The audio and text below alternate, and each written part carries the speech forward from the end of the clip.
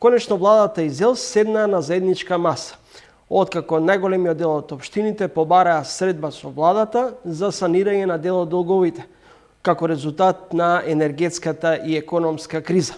Долговите растат, општините гледаат и се обидуваат да се снајдат како знаат и умеат. Дел од општините пак имаат и замрзнати сметки. Трилинг го продолжува серијалот на разговори со дел од новите градоначалници кои беа избрани на последните локални избори. Во ово издание на Трилинг мој соговорник е Орсе Георгиевски, градоначалник на општина Киселабада. Каков беше исходот од средбата со премиерот и министрите и дали сега го намалувате или го стишувате тонот после таа средба и нема да идете на она првична најава дека ќе ги радикализирате барањата на општините доколку владата нема слух? Горест, благодарам најпрво за вашата покана, чест и привилегија да се биде гостин во вашата емисија. Поздрав до вашите гледачи. Гласот нема да биде стишен, затоа што практично јас како член на управен одбор на ЗЕЛС вчера и го изнесов тоа на средбата која што имавме во владата, дека на жалост според мене вчера тоа беше средба на констатација на она што веќе е констатирано и така цитирам, истото го споменав и таму. Јас имав други очекувања од таа средба, дека ќе се излезе со конкретни предлози од страна на владата во кој дел и колку можеме ние да очекуваме да помогна не за нас лично, како градоначалници, туку за нашите сограѓани, кои што практично се и сограѓани на владините представници, вклучувајќи го и премиерот на владата на Република Македонија. Ние вчера имавме средба, како што споменав, на која што констатиравме веќе констатирана состојба, односно дека имаме поскапување на електричната енергија, поскапување на парното во Скопје, конкретно неколкукратно зголемување на цените, односно дека имаме еден ценовен шок кој што ни се случува во моментов, но сето тоа веќе претходно беше антиципирано и од наша страна и од страната на владата, но и го знаат и граѓаните. Не ни требаше повторно средба за констатација. Сушност се договорите дека ќе се договарате. Да, тоа е. Односно, ние сумиравме веќе сумирано знаење за одредена ситуација или сумиравме информации кои што претходно ги имавме и ние и владата, но и целата македонска јавност и мислам дека само е на некој начин губење на време сето тоа, се до моментот додека владата не покаже рационалност и вистинска волја да направи промени во делот да се вклучи сериозно да помогне на граѓаните преку нас, преку локалната самоуправа. Ние имаме од една страна во конкретно образование делот намалување на блок дотации, а имаме од другата страна зголемување на трошоците. Јас можам да кажам за градинките не имаме намалување од околу 10 милиона денари на блок дотациите, а само за еден клон, ќе земеме во предвид ако февруари минатата година сметката за струја била 18 или 19 илјади денари, оваа година е над 200 илјади денари. Имаме десетина пати повеќе зголемување на сметките, а имате намалување на блок дотациите. Тука се гледа колку владата сака да ни помогне и јас се надевам дека нема владата да дозволи политиката да се меша кога станува збор за интересот на граѓаните. Господине Георгиевски, ако дозволите, јас и во кампањата говорев дека сум апсолутно свесен за сите предизвици кои што следуваат. Бев и свесен делумно за лошата финансиска состојба на општината која што ја затекнав и кажав дека во ниеден момент нема да се жалам. Јас ќе се снајдам како татко на општината и ќе извадам општината на прав пат и ќе сработам многу повеќе од се што е сработено во минатото.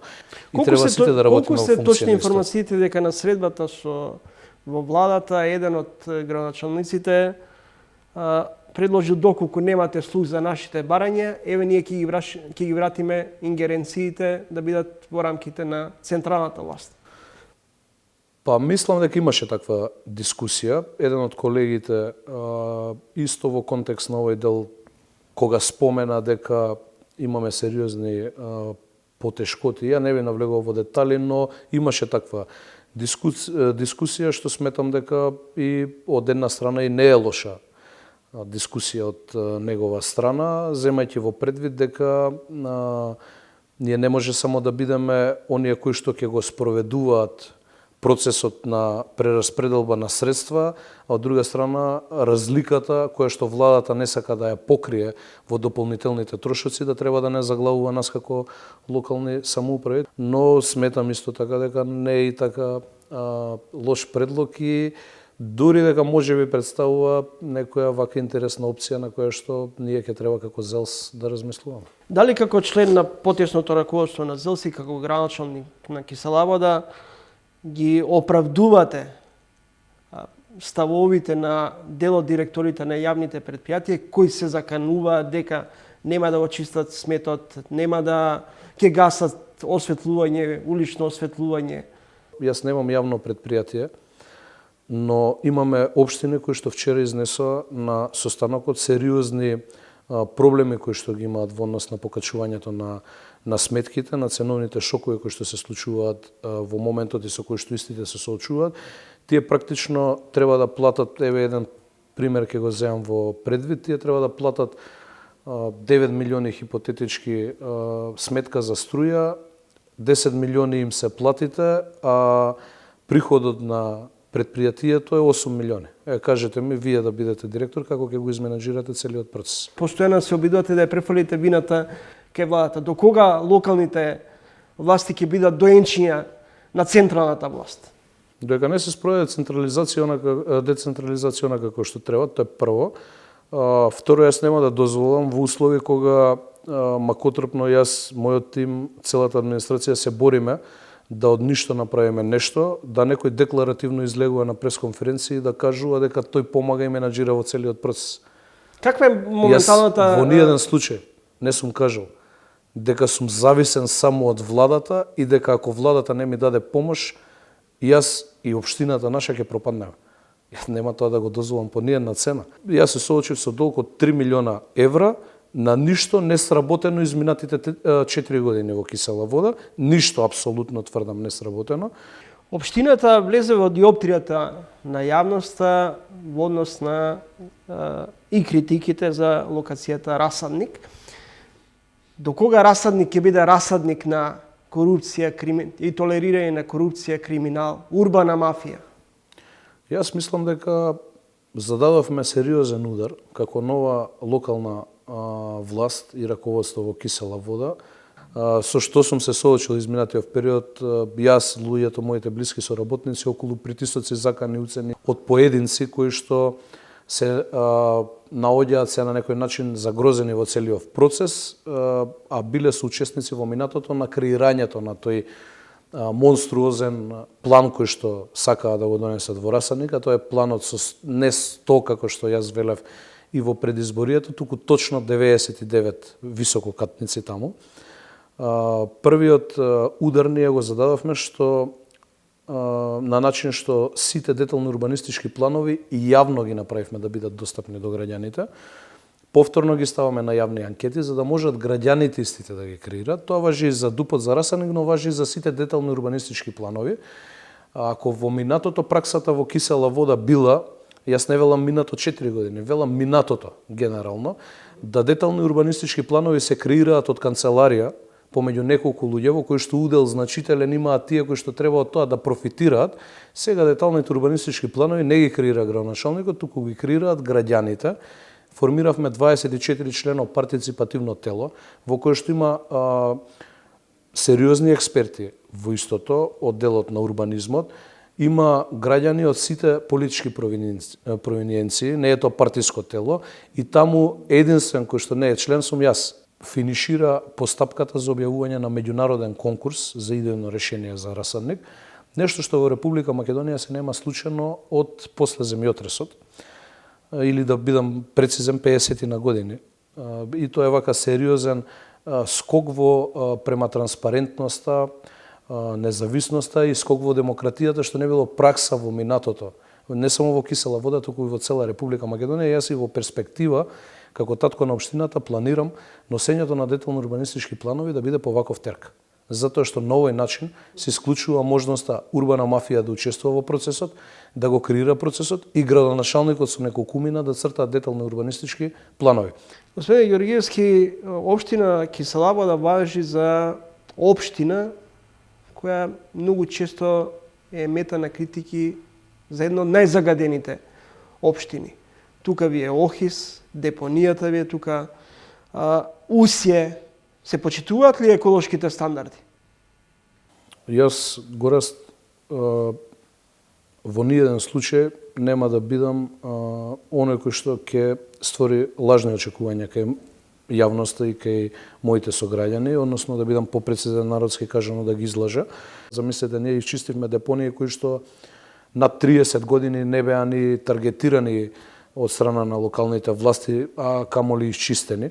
Истите диви депонии кои што ги чистам сега прераснуваат во или во паркови, или во паркинзи, према локацијата, према она што им е потребно на моите сограѓани, така на долг рок јас ги решавам. Со што за 4 години јас сум, само да сумирам, извинете, за 4 години јас сум повеќе од убеден дека нема да има ниту една дива депонија.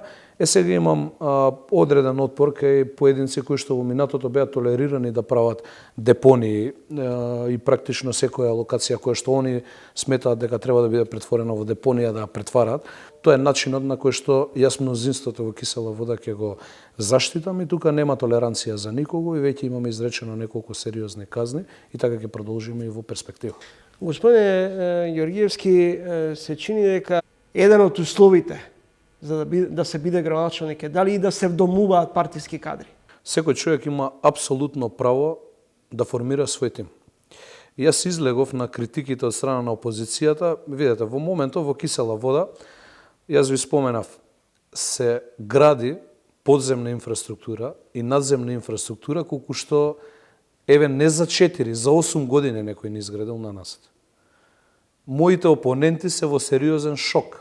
И мојот тим, ако во минатото тимот на вдомени партиски кадри на СДС бил 80 и над 80 лица на штета на грбот на граѓаните, кои што биле плаќани, во моментов јас имам 6 или 7 луѓе за кои што тие говорат. Ја не го кријам тоа. Господин Георгиевски, ви благодарам за гостувањето. Често возам на релација низ општина Кисела вода и она што можам да забележам е дека сега почнувате да ги асфалтирате дел од улиците, дел од тие улици пред да дојдете на власт, односно да станете градоначалник, беа асфалтирани. Сега повторно ќе ги реасфалтирате? Ние еден пријател вели се дека има асфалт, има тендери, има и работа. Видете, вака се ќе ви кажам прецизно за овој дел од причина. Ние сме општина со сериозно најлоша патна инфраструктура и јас предпоставувам не сте ме следеле, но како координатор на советничката група во минатото излегував често пати и на пресконференции, но и снимав и видеа каде што покажував кој е квалитетот на улиците кои што се работеа во минатото во Кисела вода и на асфалт Гораст од сантим до сантим и пол или 2, рокот на трајање му е толку колку што му е. Сега се гради цврсто, квалитетно и долгорочно. И се развива општината секаде подеднакво. Од Драчево до Црничи и Пржино, каде што споменувате дека во моментов се работат и Рилски конгрес и Наум Охридски паралелно. Во наредниот период целосна реконструкција на сите улици, прв пат после земјотресот, во Црничи и во Пржино ќе се случи тоа. Реконструкција на доста од улиците во Драчево, во Усија, нема да оставам неасфалтирана улица, во Пинтија ќе имаме инвестиции, благодарение на градот Скопје над 100 милиона денари добиваме за со меѓуопштинска соработка за Димо Хаџидимов, за Славка Димкова во Драчево и така натаму, што значи за година дена во Кисела вода ќе биде сработено 1% најмалку повеќе од тоа што е сработено 30 години наназад. Стојам позади тоа, сум се обврзал пред граѓаните тоа да биде така и така ќе биде. Поштовани гледачи, тоа беше градоначалникот на општина Кисела вода Орсе Георгиевски.